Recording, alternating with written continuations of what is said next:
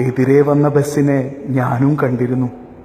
പക്ഷേ എനിക്ക് ബൈക്ക് പിടിച്ചു നിർത്താൻ കഴിഞ്ഞില്ല.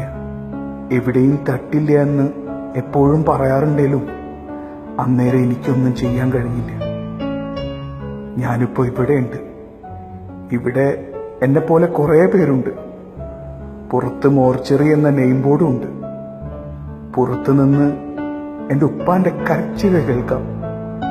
പാവം ഉമ്മ ഇതൊന്നും സഹിക്കാൻ പറ്റില്ല. കൂട്ടുകാരുണ്ടല്ലോ, ഡാ നിങ്ങൾ ബൈക്ക് ഓടിക്കുമ്പോ ശ്രദ്ധിക്കണം, ഭയങ്കര വേദനയാടാ, മരണവേദന. എന്റെ ഉമ്മ, എന്റെ ഉപ്പ, പെങ്ങള്, അവളിനി ആരാ ബീച്ചിൽ കൊണ്ടുപോവാ? ഉപ്പ ഇന്നലെയും കൂടെ പറഞ്ഞതാ, എനിക്ക് വയസ്സായി, ഇനി നീയാണ് കുടുംബം നോക്കേണ്ടതെന്ന്. യാ അല്ലാ, എനിക്ക് ജീവിച്ച് കൊതി തീർന്നിട്ടില്ല.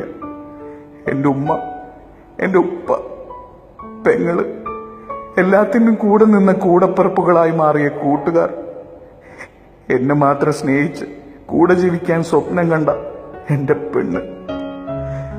ഒരു പക്ഷെ ഞാൻ സ്പീഡ് കുറച്ചിരുന്നേ, എനിക്കൊന്ന് എഴുന്നേൽക്കണം, എന്റെ ചെങ്ങാതിമാരോട് പറയണം, ഡാ ശ്രദ്ധിച്ചോടിക്കണം, സ്പീഡ് കുറയ്ക്കണം, 5 മിനിറ്റ് സേവ് ചെയ്യാൻ കാണിക്കുന്ന പരാക്രമമുണ്ടല്ലോ, വേണ്ടടാ മരണവേദന, അതുണ്ടല്ലോ, ശ്രദ്ധിക്കണം.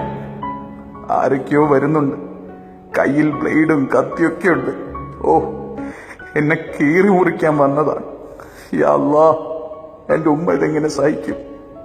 സുഹൃത്തെ, വണ്ടി ഓടിക്കുമ്പോ ശ്രദ്ധിക്കണം. നമ്മയും കാത്ത് ഒരുപാട് പേര് നിൽക്കുന്നുണ്ടെന്ന ബോധം ഉണ്ടാവണം. ഞാൻ മരിച്ചു, അടുത്തത് ചിലപ്പോ നീയാവാം. എല്ലാവരെയും കാത്ത് രക്ഷിക്കട്ടെ. സോഷ്യൽ മീഡിയയിൽ നിന്ന് ലഭിച്ച ഈ രചനയ്ക്ക് ശബ്ദം നൽകിയത് അൻഷാദ് അലി.